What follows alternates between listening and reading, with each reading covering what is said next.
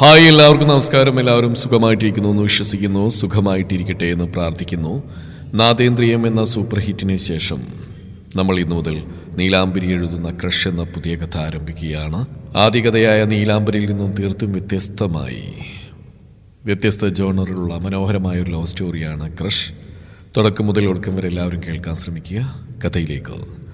Crush, രചന നീലാംബരി, അവതരണം ഷാഹുൽ മലയിൽ, editing Faisal C എന്ന് ഊഞ്ഞേരി. കേട്ടാൽ ആരും നിന്ന് ചൂട് വെച്ചു. അതാണ് പബ്ബിലെ നൈറ്റ് പാർട്ടികളിലെ ഈ സോങ് അത്രയും ഫേമസ് ആയത്. ആർക്ക്? നൈറ്റ് പാർട്ടികളെ ഇഷ്ടപ്പെടുന്നവർക്ക് മാത്രം. ഒപ്പം ഒരു ബോട്ടിൽ ഷാമ്പയിൻ കൂടി ആയാലോ പൊളിക്കും. പക്ഷെ അവളുടെ കാതുകളിൽ തുളച്ചേറിയ പാട്ടും കൂക്കുവിളികളൊന്നും അവളത്ര ശ്രദ്ധിച്ചില്ലെന്ന് വേണം പറയാൻ. അവളുടെ കണ്ണുകൾ തിരിയുകയാണ് തന്റെ കുഞ്ഞനുജത്തി ഐശ്വര്യ എന്ന ഐഷുവിനെ. അയ്യ, കുഞ്ഞനുജത്തി പോലും ഈ അഴിഞ്ഞാട്ടക്കാരുടെ ഇടയിൽ നിന്നങ്ങനെ അസത്തിന് എന്റെ കൈ കിട്ടിയുണ്ടല്ലോ, 10 പൊട്ടിക്കും ഞാൻ. എന്തോന്ന് നീ പറയുന്നേ? കേൾക്കുന്നില്ല. ഈ ഒച്ചപ്പാടിനിടയിൽ ആതിര ചെവിയിൽ കൈ ചേർത്ത് ചോദിക്കുമ്പോൾ അവൾ അല്പം കൂടി ഒച്ചയെടുത്തു. ഈ അഴിഞ്ഞാട്ടക്കാരുടെ ഒച്ച അല്പം കടുത്തുപോയിട്ടാവും ഋതു പെണ്ണിന്റെ വായ പൊത്തിയത്. പതിയെ പറയണേ, വല്ല വിധനെ ഇതിനകത്ത് വലിഞ്ഞേറിയത്. ഒച്ച ആളെക്കുട്ടിയെ കഴുത്തിന് പിടിച്ച് സെക്യൂരിറ്റി നമ്മൾ പുറത്താക്കും. ഋതു ശബ്ദം താഴ്ത്തിയാണ് അവളോട് പറയുന്നത്. പക്ഷേ ഈ ബഹളത്തിനിടയിലും ഋതുവിന്റെ ചുണ്ടുകളുടെ ചലനം മനസ്സിലാക്കി അവൾ പല്ലുകടിച്ചു. ഓ, അപ്പന്റെ കൈ മാങ്ങ പറിക്കാൻ പോവാണല്ലോ. ഐഷുവിനെ കിട്ടാൻ ഞാൻ ഇവിടുന്ന് എങ്ങോട്ടും പോകാൻ ഉദ്ദേശിക്കുന്നില്ല. നീ ആ അസത്തിനകത്ത് എങ്ങനെ ഉണ്ടോ നോക്ക്. പറയുമ്പോൾ ഋതു ആതിരയും ചുറ്റുമൊന്ന് കണ്ണോടിച്ചു. അരണ്ട വെളിച്ചം മാത്രമുള്ളിടത്ത് പല വർണ്ണ ലൈറ്റുകൾ ചീറിപ്പാഞ്ഞു പോകുമ്പോൾ ഇരുട്ടിൽ കൂത്താടുന്ന പുരുഷന്മാരുടെയും സ്ത്രീകളുടെയും മുഖത്ത് മഴവില്ലിന്റെ നിറമാണ്. ഇതിൽ ഏകയുടെ അനുജത്തി ഐശ്വര്യ എന്ന ഐഷുവിന് എവിടെ പോയി തപ്പാനാണ്? നല്ലോണമെന്ന് കഷ്ടപ്പെട്ടാ അവൾ ഇതിനുള്ളിൽ നിന്ന് തന്നെ പൊക്കാം. ഇതിനുള്ളിൽ ചുരിദാറായിട്ട് അവൾ മാത്രമേ കാണൂ, പിന്നെ നമ്മളും. ചുരിദാർ ഷോൾഡർ ഉയർത്തി ആതിര പറയുമ്പോൾ ഏകയെന്ന് ചുറ്റും നോക്കി. ശരിയാണ്, ബാംഗ്ലൂർ സിറ്റിയിൽ അത്യാവശ്യം ഫേമസ് ആയിട്ടുള്ള വലിയൊരു പബ്ബിലാണ് തങ്ങളിപ്പോൾ നിൽക്കുന്നത്. കഴിഞ്ഞ 1 വർഷമായി തങ്ങൾ ബാംഗ്ലൂർ സിറ്റിയിൽ തന്നെയുള്ള പ്രൈവറ്റ് സ്ഥാപനമായ വാരിയർ സെക്യൂരിറ്റി ഗാർഡ് ഏജൻസിയിൽ വുമൺ സെക്യൂരിറ്റി ഓഫീസറായി ജോലി ചെയ്തു വരികയാണ്. 6 മാസം മുമ്പ് നാട്ടിൽ പോയി വന്നപ്പോൾ കൂടെ കൂട്ടിയതാണ് അനിയത്തി ഐശ്വര്യയെ. ആൾ അത്യാവശ്യം വടക്ക് സ്വഭാവമാണ്. അതുകൊണ്ട് തന്നെ ചുമ്മാ തന്റെ ഒപ്പം നിൽക്കേണ്ടെന്ന് കരുതി ഒരു കമ്പ്യൂട്ടർ സെന്ററിൽ ആനിമേഷൻ കോഴ്സ് പഠിക്കാൻ കൊണ്ടുപോയി ചേർത്തു. 6 മാസം കൊണ്ട് പെണ്ണില്ലാത്ത ബന്ധങ്ങൾ ഉണ്ടാക്കി തുടങ്ങിയതും പോരാഞ്ഞ് തനിക്ക് നൈറ്റ് ഡ്യൂട്ടി ഉള്ളപ്പോൾ അവള് ആരും അറിയാതെ മതിലിയാടാനും തുടങ്ങി. സംശയം തട്ടിയിട്ട് കുറെ ദിവസമായി. രാത്രി സിറ്റിയിൽ ഫ്രണ്ട്സ് ഒത്ത് കറങ്ങിയിടയ്ക്കാണെന്ന് കരുതി ഓങ്ങി വെച്ചിരുന്ന, പക്ഷെ പബ്ബിൽ വന്ന് കൂത്താടാൻ മാത്രം ബന്ധങ്ങളുടെ എടുത്തു എന്നറിഞ്ഞ നിമിഷം നൈറ്റ് ഡ്യൂട്ടി ഉണ്ടെന്ന വ്യാജേന ഏകയും കൂട്ടുകാരെ ഐശ്വര്യ ഫോളോ ചെയ്ത് അവസാനം ഈ വലിയ പബ്ബിലും എത്തി. ഋതു ആതിരയും ഏകയുടെ കൂടെ വർക്ക് ചെയ്യുന്നവരാണ്. ഋതുവിന്റെ ബോയ് ഫ്രണ്ട് വരൻ കൂടെ അവന്റെ 2 കൂട്ടുകാരന്മാരെ കൂട്ടി വന്നിട്ടാണ് കപ്പിൾസ് എന്ന ഭാവേന പബ്ബിനുള്ളിൽ കടക്കാൻ പറ്റിയത്. അപ്പൊ ഐഷുവിനൊപ്പം കാണാൻ ഏതോ ഒരുത്തൻ. ആകുലം നിറഞ്ഞ മനസ്സോടെ ഏകയൊന്ന് ചുറ്റും കണ്ണോടിച്ചു. പബ്ബിനകം വർണ്ണ വിസ്മയം തീർത്തുകൊണ്ട് സ്ലോ മോഷനിൽ അവൾക്ക് മുമ്പിൽ അങ്ങനെ നിറഞ്ഞാടി. ബിയർ ബോട്ടിലുകൾ പൊട്ടുന്ന പത നുരഞ്ഞു പൊങ്ങുന്നു. ചിലരുടെ വായിൽ നിന്ന് നീണ്ട പുകച്ചിരുളുകൾ വായുവിലേക്ക് പാഞ്ഞുയർന്നു. അഴിച്ചിട്ട മുടി 2 സൈഡിലേക്കും ചുറ്റിപ്പിടിച്ചുകൊണ്ട് പെൺകുട്ടികൾ പാട്ടിനൊത്ത് ചുവട് വയ്ക്കുമ്പോൾ ഏകയുടെ മനസ്സിലേക്ക് ഓടി വന്നത് തറവാടിനടുത്തുള്ള സർപ്പക്കാവിൽ പൂജ നടക്കുമ്പോൾ കളം വരച്ച് അതിനുള്ളിലിരുന്ന് കൗങ്ങിൻ പൂക്കള കൊണ്ട് കളം വായിക്കുന്ന പെണ്ണുങ്ങളെയാണ്. സംഗീതത്തിന്റെ താളത്തിൽ ഓരോ പെൺകുട്ടികളെയും ചുറ്റി കൈകൾ ഇളക്കിക്കൊണ്ട് ചുവടുവെക്കുന്ന പയ്യന്മാർ. ആ ഹാളിന്റെ മധ്യഭാഗത്തായി ഒരു കമ്പിൽ ഉയർന്നിവർന്ന് തൂങ്ങി നിരങ്ങി ഡാൻസ് കളിക്കുന്ന സുന്ദരിയായ പെൺകുട്ടിയെ നോക്കി ബാർ കൗണ്ടറിൽ കാഴ്ചക്കാരായിരിക്കുന്ന മധ്യവയസ്കന്മാരായ പുരുഷന്മാർ.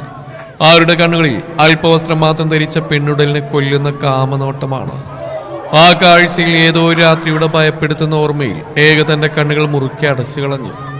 അവളുടെ ശരീരം ഒന്ന് വിറവുണ്ടു. മുകളിലെ നിലയിലെ റെയിലിംഗിൽ ചാരിയുന്ന താഴെയുള്ള കാഴ്ചകൾ ആസ്വദിക്കുന്ന കുറെ രൂപങ്ങൾ. നൃത്തം ചെയ്യാനുള്ള ഊർജ്ജൊടുങ്ങിയെന്ന പോലെ കാല് നിലത്തുറപ്പിക്കാതെ അവർ പുകച്ചിരുകൾ വായുവിലേക്ക് ഊതിവിട്ടുകൊണ്ടിരുന്നു. വരുണാവുന്നത്ര പോലെ അവിടെ ശ്രദ്ധ അവർ നേരെ തിരിക്കാൻ നോക്കി. മുകളിലെ നിലയിലെ റെയിലിംഗിന് സമീപം നിന്നുകൊണ്ട് കൈവീശി കാട്ടി തന്നെ നോക്കി കൂക്കി വിളിക്കുന്നവനെ അവളും കണ്ടു. കം! അവൻ കൈ ഉയർത്തി അങ്ങോട്ട് ചലിപ്പിച്ചുകൊണ്ട് അവൾ അങ്ങോട്ടേക്ക് വിളിച്ചു. സ്റ്റെയറിനടുത്തേക്ക് പായുമ്പോൾ പലരുടെയും ദേഹത്ത് പോയി ഏക ഇടിക്കുന്നുണ്ടായിരുന്നു. ഓരോരുത്തരെയും വകഞ്ഞു മാറ്റി മുന്നോട്ട് പോകുമ്പോൾ ആരൊക്കെ അവളുടെ മുഖത്തേക്ക് പുക ഊതി വിട്ടു. മുഖം വെട്ടിച്ചുകൊണ്ട് മുന്നോട്ട് ഉദിക്കുമ്പോൾ മനസ്സുവല്ലാതെ പിടയുന്നത് അവൾ അറിഞ്ഞു. ഭയം തനിക്കില്ലാത്തതും അതുതന്നെയാണ്. പക്ഷേ അറിയില്ല, ഇപ്പോൾ ഒരു പിടപ്പ് തന്റെ കാലുകൾ വരെ സ്വാധീനിച്ചിരിക്കുന്നു. വേഗത്തിൽ നടക്കുന്നതിനിടയിൽ അവളുടെ അരക്കെട്ടിൽ ചുറ്റിപ്പിടിച്ച് വലിച്ചടുപ്പിച്ചവന്റെ മുഖത്ത് നോക്കി അവളൊന്ന് പഞ്ച് ചെയ്തു. ആരാണെന്നോ എന്താണെന്നോ അവൾ നോക്കിയില്ല. മൂക്കുപൊത്തി നിലത്തു കുനിഞ്ഞിരുന്നവനെ ഒരു നിമിഷം നോക്കിയ ശേഷം ഏക വേഗത്തിൽ സ്റ്റെയർ കയറി മുകളിലെത്തി. അപ്പോഴേക്ക് എവിടെ നിന്ന് ഓടിപ്പിടിച്ച് ഋതു ആതിരി അവിടേക്ക് എത്തിയിരുന്നു. വരുൺ ചൂണ്ടിക്കാട്ടിയ ദിശയിലേക്ക് മൂവരും ഒരേ നിമിഷം ഒന്ന് നോക്കി. ഒരു സോഫയിൽ കുറെ പെൺപടകൾക്ക് നടുവിലിരിക്കുന്ന ഐശുവിനെ കണ്ട് ഏകയുടെ ശ്വാസം വിലങ്ങിപ്പോയി. ഒന്ന് പുറകിലേക്ക് വേയിച്ചുകൊണ്ട് റെയിലിംഗിൽ പോയി ഇടിച്ചവളെ വരുൺ താങ്ങി നിർത്തി. ഏയ് ഏക, അറിയോ ഓക്കെ? ശ്വാസം വലിച്ചെടുത്തുകൊണ്ട് അവൾ അതേന്ന പോലെ വേഗത്തിൽ തലയാട്ടി. ഋതു ആതിരയും തലയിൽ കൈവച്ചുകൊണ്ട് ദയനീയ ഭാഗത്തിൽ ഏകയെ നോക്കുകയാണ്. തുടവരെ കഷ്ടിച്ചു മാത്രം ഇറക്കമുള്ളൊരു സ്ലീവ്ലെസ് ഷോർട്ട് ഗൗൺ ഇട്ടുകൊണ്ട് ഐഷു ഇരിക്കുകയാണ്. കൈയിലുള്ള ഒരു ഗ്ലാസ് ചുണ്ടോട് ചേർത്ത് ഇടയ്ക്കിടയ്ക്ക് എന്തോ കുടിക്കുന്നുണ്ട് അവൾ. മുഖത്തും കണ്ണിലൊക്കെ വല്ലാത്ത മയക്കമാണ്. എങ്കിലും ഗൗണിന്റെ അറ്റം പിടിച്ച് താഴ്ത്താൻ അവൾ ശ്രമിക്കുന്നുണ്ട്. അപ്പോഴാണ് ഏക ഒരു കാര്യം ശ്രദ്ധിച്ച്. ഓപ്പോസിറ്റായി മറ്റൊരു കൗശിൽ 2 പെൺകുട്ടികളും ഒരു മധ്യവയസ്കനും ഇരിക്കുന്നുണ്ട്. അവരുടെ കുറച്ചപ്പുറം ബോഡി ഗാർഡ്സ് എന്ന് തോന്നുന്ന വിധം കറുത്ത വസ്ത്രം ധരിച്ച 4-5 പേരുമുണ്ട്. അതിലൊരു പെൺകുട്ടി കയ്യിലെരിയുന്ന സിഗരറ്റുമായി എഴുന്നേറ്റ് ഐഷുവിന് നേരെ നടന്നു വന്നു. ഒന്ന് പുച്ഛത്തോടെ ചിരിച്ചുകൊണ്ട് ആൾ കുനിഞ്ഞു വന്ന ഐഷുവിന്റെ ഇരുകവിളിലും കുത്തിപ്പിടിച്ച ശേഷം സിഗരറ്റ് അവളുടെ ചുണ്ടിനിടയിലേക്ക് തിരികെ കയറ്റിയതും ഐഷു ശ്വാസം വലിച്ചെടുത്തുകൊണ്ട് ആഞ്ഞു ചുമച്ചു. ഉറക്കെ അലറി വിളിച്ചുകൊണ്ട് ഏക ഓടി അവിടെ ഐഷുവിനടുത്തേക്ക്. ആതിരി ഋതുവും വരുണ ആ കാഴ്ച കണ്ട് അവിടെ തറഞ്ഞു നിന്നുപോയി. ഏക ഓടിച്ചെന്ന് ആ പെൺകുട്ടിയെ പിടിച്ചു വലിച്ച് കരണം നോക്കിയൊന്ന് പൊട്ടിച്ചു. ഒട്ടും പ്രതീക്ഷിക്കാത്തൊരു നീക്കമായതിനാൽ ആ പെൺകുട്ടി വേയിച്ചുകൊണ്ട് ഒരു സെൻട്രൽ ഗ്ലാസ് ടേബിളിലേക്ക് തെറിച്ചു. ടേബിളിന്റെ ബോഡിയിൽ നിന്ന് ആ വലിയ ഗ്ലാസ് തെന്നിടം മാറി നിലത്ത് വീണ് പൊട്ടിച്ചു. ചിതറിയ കുപ്പിച്ചില്ലുകൾ റെയിലിംഗിനിടയിൽ കൂടി ഗ്രൗണ്ട് ഫ്ലോറിലേക്കും തെറിച്ചു വീണു. ഏതാനും നിമിഷം കൊണ്ടെല്ലാം കഴിഞ്ഞിരുന്നു. ആ ഒച്ച അവിടമാകെ മുഴങ്ങിക്കേട്ടതും പാട്ടും കൂത്തുമൊക്കെ പിടിച്ചു കിട്ടിയ പോലെ നിലച്ചു. താഴെ നിന്ന് കൂത്താടിയുടെ ശ്രദ്ധ മുകളിലെ ഫ്ലോറിലേക്ക് എത്തിയതും സ്റ്റെപ്പ് കയറാൻ പറ്റുന്നവർ മുകളിലേക്ക് കയറി വന്ന് നോക്കി. അഞ്ജലി, ആ പേരുറക്കെ വിളിച്ചുകൊണ്ട് കൗശിലിരുന്ന മറ്റേ പെൺകുട്ടി അവിടേക്ക് ഓടിയെത്തി. അപ്പോഴാണ് നിലത്ത് കിടക്കുന്ന പെണ്ണിന്റെ പേര് അഞ്ജലി എന്നാണെന്ന് ഏകക്കും കൂട്ടർക്കും മനസ്സിലായത്. What are you waiting for the idiots? മറ്റേ പെൺകുട്ടി അടികൊണ്ട് നിലത്ത് കിടക്കുന്ന അഞ്ജലിയെ പിടിച്ചെഴുന്നേൽപ്പിക്കുന്ന കൂട്ടത്തിൽ ബോഡി ഗാർഡ്സിനോട് അലറി. വാമിക മേഡം പറഞ്ഞു കേട്ടില്ലടാ, തല്ലിക്കൊല്ലടാ ഈ ലോ ക്ലാസ് ചെറ്റകളെ. അവിടെ ഇരുന്ന മധ്യവയസ്കനും കൂടി അലറി തുടങ്ങിയതും അഞ്ജലിയെ പിടിച്ചുയർത്തിയത് ഏതൊരു വാമികയാണെന്ന് പിള്ളേർക്ക് മനസ്സിലായി. ആദ്യ ഋതു ഐഷുവിനോട് മാറ്റി വേഗം, ഏക ഉറപ്പോടെ പറഞ്ഞു. ആടിക്കുഴഞ്ഞ് സോഫയിലിരിക്കുന്ന ഐഷുവിന് നേരെ ഋതു ആദ്രയും പാഞ്ഞു ചെന്നു. അപ്പോഴേക്കും നെഞ്ചു വിരിച്ച് 3 ബോഡി ഗാർഡ്സ് അവർക്ക് മുന്നിൽ നിന്നു കഴിഞ്ഞിരുന്നു. ബാക്കി 2 പേർ ധൃതിയിൽ ടെറസിലേക്ക് പോകുന്ന സ്റ്റെയർ കയറി മുകളിലേക്ക് ഓടുന്നവർ കണ്ടു. തോളിൽ ഒരു സൈഡിലായിട്ടിരുന്ന ചുരിദാറിന്റെ ഷോളിന്റെ ഇരുവറ്റങ്ങളും ഏക ഇടുപ്പിലൂടെ വരിഞ്ഞു ചുറ്റി മുറുക്കി കെട്ടി. ഋതുവും മാതിരിയും ചുരിദാർ ടോപ്പിൽ ലെഗിൻസുമായിരുന്നു വേഷം. 3 പേരെ ഒരു ഫൈറ്റ് പ്രതീക്ഷിച്ചെന്ന പോലെ സജ്ജരായി നിന്നു. സെക്യൂരിറ്റി ഗാർഡ് ഏജൻസിയിൽ ജോലി ചെയ്യുന്നവർ ഏതെങ്കിലും വിധത്തിലുള്ള ആയോധനകൾ അഭ്യസിച്ചവരാണെങ്കിൽ അവർക്ക് ജോലിയിൽ മുൻഗണനയുണ്ടായിരുന്നു. ആതിരി ഋതുവും കരാട്ടെ ബ്ലാക്ക് ബെൽറ്റ് ആണ്. പക്ഷേ നമ്മുടെ ഏക നാടൻ കളരിപ്പയറ്റ് ഫൈനൽ വെറും കൈവരെ പഠിച്ചവളാണ്. എങ്കിലും മുന്നിൽ ഉരുക്കു മനുഷ്യരെ പോലെ കറുത്ത ഷർട്ടും കറുത്ത പാന്റും ധരിച്ചു നിൽക്കുന്ന 3 പുരുഷന്മാരെ കാണാൻ പെൺപിള്ളേര് ചെറുതായിട്ടൊന്നും പതറി. ഈ സമയം മുകളിലേക്ക് ഓടിച്ചെന്ന 2 ബോഡി ഗാർഡ്സ് കിതച്ചുകൊണ്ട് ഒരുവന്റെ മുമ്പിൽ ചെന്ന് നിന്നു. Sir, Anjali madam Vamika madam ഒരു പ്രോബ്ലത്തിലാണ്. ടെറസിലെ VIP ഏരിയയുള്ള കൗശിലായി ബ്ലാക്ക് ഷർട്ടും ബ്ലാക്ക് പാന്റും ധരിച്ച് കാലുമേൽ കാൽ കയറ്റി കൗശിന്റെ ഇരുവശത്തെയും കൈകൾ വിടർത്തി കണ്ണുകൾ അടച്ച് ചാരിയിരിക്കുന്നവന്റെ ചെവിയിലേക്ക് ആ മുന്നറിയിപ്പ് തുളച്ച് കയറി. കിട്ടിയടിയിൽ ഏകയുടെ മുഖം ഒരു വശത്തേക്ക് ചെരിഞ്ഞു പോയി. പ്രതീക്ഷിക്കാത്ത നീക്കമായിരുന്നു അത്. ബോഡി ഗാർഡ്സിന്റെ ഇടയിലൂടെ നുഴഞ്ഞേറിയ വാമിക ഓടി വന്ന് ഏകയുടെ കവിളിൽ ആഞ്ഞ് തല്ലിയതാണ്. എപ്പോഴും അവളുടെ ശ്രദ്ധ സോഫയിൽ മയങ്ങി വീണ ഐഷുവിലേക്ക് തിരിഞ്ഞ സമയം കൊണ്ട് കവിളിൽ കിട്ടിയ പ്രേരത്തിൽ കവിൾ പൊത്തി ഒന്ന് വിളിച്ചു പോയെങ്കിലും ഒറ്റ കുതിപ്പിൽ വാമികയുടെ മുടിക്കുത്തിൽ പിടിച്ച് ഇരുകവിളിലും മാറി മാറി അടിച്ചു ഏക. അപ്പോഴേക്കും ബോഡി ഗാർഡ്സ് അവരുടെ പണി തുടങ്ങിക്കഴിഞ്ഞിരുന്നു. തന്റെ കഴുത്തിന് കുത്തിപ്പിടിക്കാൻ നീട്ടി ഒരുവന്റെ കൈ ഇടത് കൈ ഉയർത്തി ബ്ലോക്ക് ചെയ്തുകൊണ്ടൊന്ന് കറങ്ങി നിലത്ത് നിന്ന് ചാടിയവന്റെ നെഞ്ചിലേക്ക് ആഞ്ഞ് ചവിട്ടി ഏക. അയാൾ തെറിച്ച് കോർണറിൽ ഒരു ടേബിളിലേക്ക് ഇടിച്ച് വീഴുമ്പോൾ ടേബിളിന് പുറത്തിരിക്കുന്ന ലിക്കർ ബോട്ടിലുകളും ഗ്ലാസുകളും നിലത്തേക്ക് വീണ് പൊട്ടിച്ചു കയറി. ബാക്കിയുള്ളവരും പൊരിഞ്ഞടിയിലാണ്. കിട്ടിയതക്കത്തിന് വരുൺ ഐഷുവിനെ തോളിലിട്ട് പുറത്തേക്ക് ഓടി. തങ്ങളുടെ ബോഡി ഗാർഡ്സും പെൺപിള്ളേരും തമ്മിലുള്ള പൊരിഞ്ഞടിയേണ്ടപ്പോൾ തന്നെ അഞ്ജലിയുടെയും വാമികയുടെയും കിളികൾ പറന്നുപോയിരുന്നു. കണ്ണും തള്ളിയെല്ലാം നോക്കിയിരുന്ന മാനേജർ ജയറാമിനെ നോക്കി വാമിക അതീവ ദേഷ്യത്തിൽ അലറി. ആരുടെ വായി നോക്കി നിൽക്കുവാണോ? വിച്ചിട്ടെവിടെ പോയി വിളിച്ചിട്ട് വേണോ? താൻ കണ്ടില്ലേ അവിടെ എന്നെ അടിച്ച്? ഇരുകവളിലും കൈ ചേർത്ത് വാമിക പട്ടിയെ പോലെ നിന്ന് മോങ്ങി. കുറച്ച് ബിയർ അകത്തേക്ക് പോയതിന്റെയാ പാവം. 2 ഗാർഡ്സും സാറിനെ വിളിക്കാൻ പോയിട്ടുണ്ട് വാമിക മാം. മുട്ടുവിറക്കുന്നുണ്ടെങ്കിലും ജയറാമിന് വിനയത്തിന് അപ്പോഴും കുറവൊന്നുമില്ല. താൻ ഇങ്ങനെ നോക്കിക്കാ പോലീസിനെ വിളിക്കണോ? നമ്മൾ ആര് നേരിട്ടിയാ ഈ ലോ ക്ലാസ്സുകൾ നമ്മൾ ഉപദ്രവിക്കുന്നത്? അഞ്ജലി പല്ലിയരിച്ചുകൊണ്ട് പറയുമ്പോഴും വേദന സഹിക്കവയ്യാതെ കവിൾ പൊത്തിപ്പിടിച്ചിരുന്നു. ശരീരം എവിടേക്കോ പുകഞ്ഞു കയറുന്നുണ്ട്. ഇപ്പൊ പോലീസിനെ വിളിക്കുന്ന ബുദ്ധിയല്ല മാം. സാറ് മുകളിലെ VIP ഏരിയയിലുണ്ട്. പോലീസൊക്കെ വന്ന ആള് കൂടിയാ ഇവിടെയുള്ള മറ്റുള്ളവര് സാറിനെ തിരിച്ചറിഞ്ഞ് പിന്നെ ഫോട്ടോ എടുപ്പും ബഹളമായിട്ട് സാറിന് മൂട് മൊത്തം പോകും. ഇത് തന്നെ അഞ്ജലി മാം വാശി പിടിച്ചിട്ടല്ലേ ഇങ്ങോട്ട് വരാൻ സാറ് സമ്മതിച്ചെന്നെ. ഈ പ്രശ്നം അറിയുമ്പോഴുള്ള സാറിന്റെ പ്രതികരണം എന്താണെന്ന് ഓർത്തിട്ട് എനിക്കൊരു സമാധാനമില്ല. വല്ലാത്തൊരു ആദ്യയോടെ മാനേജർ ചേരാൻ പറയുന്ന കേട്ടിട്ട് അഞ്ജലി ആകെ വിറഞ്ഞു കയറി. താൻ ഞങ്ങളെ പഠിപ്പിക്കാൻ വരേണ്ട, ആ തല്ലുകൂടുതൽ ഓഫീസിൽ പോയി ക്ലാസ് എടുക്ക്. ആരുടെ മേലാണ് അവൾ കൈവച്ചതെന്നൊന്ന് പറഞ്ഞു മനസ്സിലാക്കി കൊടുക്കുക അവൾക്ക്. അതറിയുമ്പോൾ അവൾ എന്റെ കാൽ കീഴിൽ ഒന്ന് മാപ്പ് പറയണം. പോടോ പോ. അഞ്ജലി പല്ലിയടിച്ചുകൊണ്ട് ആക്രോശിക്കുമ്പോൾ ജയറാം നോക്കിയത് 3 പെൺപുലികളെയാണ്. ദൈവമേ, അതിനിടയിലോട്ട് കീറിച്ചെന്ന് തനിക്കും കിട്ടും നല്ലത്. വയസ്സാം കാലത്ത് പല്ലു പറഞ്ഞു പോയ സ്വന്തം ഭാര്യ പോലും തിരിഞ്ഞു നോക്കില്ല. കണ്ടിട്ട് ലോക്കൽ ഗുണ്ടകളുടെ വീട്ടിൽ ജനിച്ച ഏതോ പെൺകുട്ടികളാവണം. സൂക്ഷിച്ചില്ലെങ്കിൽ എല്ലാവരും തൂങ്ങും. ഇതൊക്കെ ഈ അഹങ്കാരികളോട് പറഞ്ഞ എങ്ങനെ മനസ്സിലാവാനാ? മനസ്സിലായി ഓർത്തുകൊണ്ട് ജയറാം അഞ്ജലിയെയും വാമികയും നോക്കി. എന്താണ് നിന്ന് ഗോഷ്ടി കാണിക്കുന്നത്? പോയി എന്തെങ്കിലും ചെയ്യണോ?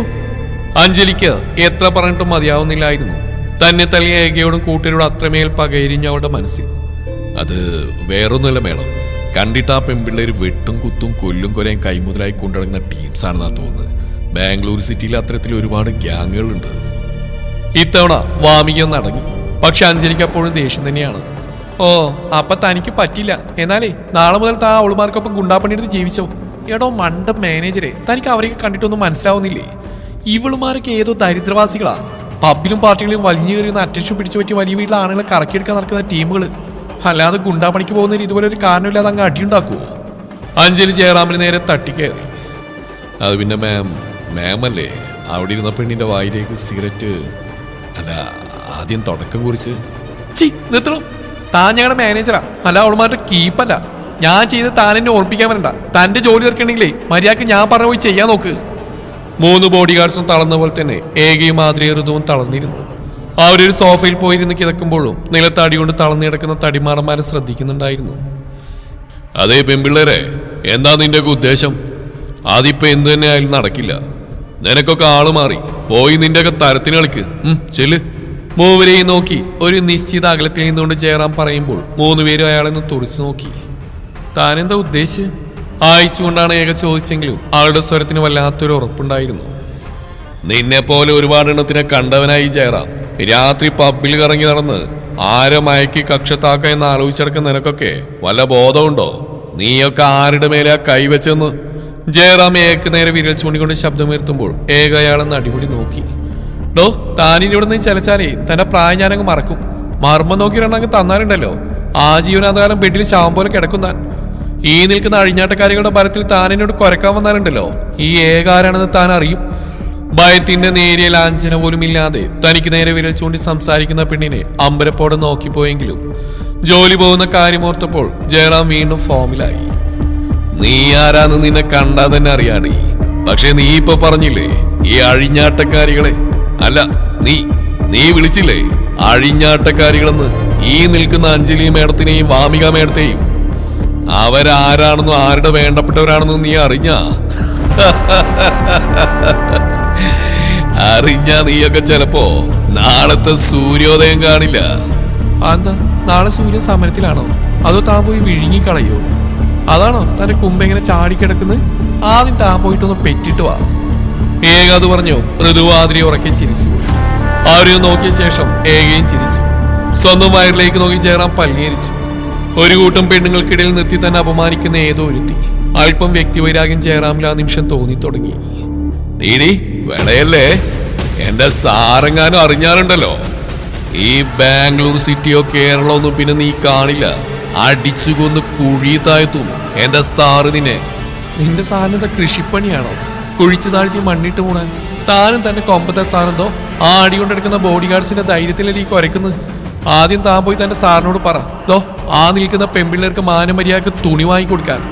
പിന്നെ ആ നിൽക്കുന്ന അഞ്ജലി, ആ ചുണ്ടലി പറഞ്ഞ പോലെ പബ്ബിലും പാർട്ടികളിലും പോയി അഴിഞ്ഞാടി നടന്ന വലിയ വീട്ടിൽ ആണുങ്ങളെ വളക്കാൻ നടക്കുന്നത് ഞങ്ങളല്ല. തുണിയെടുക്കാത്ത അവളവിടെ കൂടെ നിൽക്കുന്നവളോ അറിയോ? അത് കേട്ടതും വാമിക തന്റെ ദേഹത്തേക്കാണ് ആദ്യം നോക്കിയത്. കുഴപ്പമൊന്നുമില്ലല്ലോ, ഗൗണിന് അല്പം ഇറക്കം കുറവുണ്ടെന്ന് നേരാ.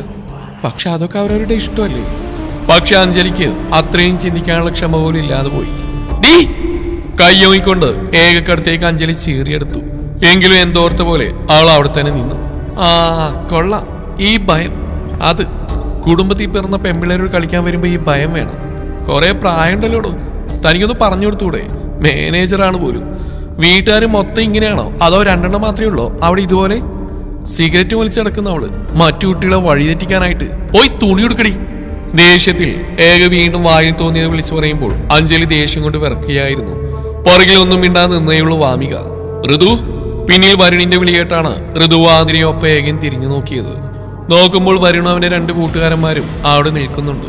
മൂവർക്കും ചെറിയൊരു പതർച്ച ഇല്ലാതില്ല. വേഗം വാ, ഇനി ഇവിടെ നിൽക്കണ്ട, വാ. ഒരു പിളപ്പോടെ വരുൺ വിളിക്കുമ്പോൾ മൂവരും പരസ്പരം നോക്കിയ ശേഷം ഒരിക്കൽ കൂടി വരുണിനെ നോക്കി. ചെല്ല് ചെല്ല്, അവന്മാർക്ക് കാര്യം മനസ്സിലായി. നീയൊക്കെ ഏതുവരെ ഓടുമെന്ന് കാണട്ടെ. പോയിക്കോ. ജയറാം ഒരു ചിരിയോടെ പറയുമ്പോൾ വാമികയും അഞ്ജലിയും പരസ്പരം നോക്കി ചിരിച്ചു. ആ ചിരി ഏകക്കത്ര പിടിച്ചില്ല. അവൾ അവരെ തുറച്ചു നോക്കിയതും അഞ്ജലി നടുവിൽ ഉയർത്തി അശ്ലീലം കാണിച്ചു. പിന്നെയും നോക്കിയില്ല. കുതിച്ചെന്ന് അവിടെ വലതുകയിലെ നടുവിൽ പിടിച്ചൊരു തിരിപ്പായിരുന്നു ഏക. അഞ്ജലിയുടെ നിലവിളി പബ്ബിൽ മുഴങ്ങി. ദൈവമേ, ഈ പെണ്ണ്! വരുൺ പാഞ്ഞു വന്ന് ഏകയെ പിടിച്ചു വലിച്ചു. ഏക, പ്ലീസ് കൺട്രോൾ യുവർ സെൽഫ്. നിനക്കറിയില്ല ഇവരാരാണെന്ന്? RV ഗ്രൂപ്പ്സിന്റെ ഫാമിലിയാ. ആ ആക്ടർ വൈര്യരുദ്രദേവ് വർമ്മയുടെ ഫിയാൻസിയും സിസ്റ്ററുവാ ഈ പെൺകുട്ടികള്. നാളെ നിന്റെയൊക്കെ ജോലി കാണില്ല, കളഞ്ഞിട്ട് വരാൻ നോക്ക്. ആര്? ഒരു നിമിഷം ഏകം ഞെട്ടിക്കൊണ്ട് വരുണിനെ നോക്കി. ആക്ടർ വൈര്യരുദ്രദേവ് വർമ്മ. ആ പേര് അവിടെ കാതുകളിൽ പലകുറി പ്രതിധ്വനിയായി ആവർത്തിക്കപ്പെട്ടു. വരുൺ പറഞ്ഞു കഴിഞ്ഞതും ശില പോലെ തറഞ്ഞിരുന്നവരുടെ മുമ്പിൽ സ്റ്റെയർ ഇറങ്ങി 2 ബോഡി ഗാർഡ്സ് വന്നു നിന്നു. പുറകിൽ വളരെ പതിയെ ഒരുവൻ സ്റ്റെപ്പുകൾ ഓരോന്നായി ഇറങ്ങി വന്നുകൊണ്ടിരുന്നു. ഇരുട്ട് നിറഞ്ഞ സ്റ്റെയറിന്റെ ഭാഗത്തു നിന്നും കറുത്ത ഷർട്ടും കറുത്ത പാന്റും ധരിച്ച് 2 പോക്കറ്റുകളും കൈകടത്തി ഇറങ്ങി വരുന്നവനെ തെല്ലൊരതിശയത്തോടെ നോക്കി നിന്ന് ഏകയും കൂട്ടരും. വെളിച്ചത്തിലേക്ക് അവൻ ഇറങ്ങും മുമ്പ് തന്നെ വരുൺ മോവരെയും കൊണ്ട് അവിടെ നിന്നും പായാൻ ശ്രമിച്ചു. ഋതു, ആതിര, പോയി കാറി കയറ്, വേഗം. ഏക, ഏക, വേഗം വാ ഇങ്ങോട്ട്. അപ്പോഴും സ്റ്റിയറിംഗിലേക്ക് കണ്ണു നട്ടു നിൽക്കുന്നവളെ വല്ലവിധേനയും വരുൺ പിടിച്ചു വലിച്ച് കൊണ്ടുപോയിക്കൊണ്ടിരുന്നു. ആ 2 വർണ്ണ വെളിച്ചത്തിലേക്ക് വന്നിറങ്ങിയവനെ അഞ്ജലി ഓടിപ്പോയി കെട്ടിപ്പിടിക്കുന്ന ഏക കണ്ടു. അപ്പോഴും പാന്റിന്റെ പോക്കറ്റിൽ നിന്ന് കൈമാറ്റാതെ തങ്ങളെ നോക്കി നിൽക്കുന്നവൻ കണ്ണിൽ നിന്നും മറയുന്നവരെ ഏക ഒരു പിടപ്പോടെ നോക്കി നിന്നു. കാത്തിരിക്കുക. ഈ കഥയുടെ ബാക്കി ഭാഗം നാളെ ഇതേ സമയം.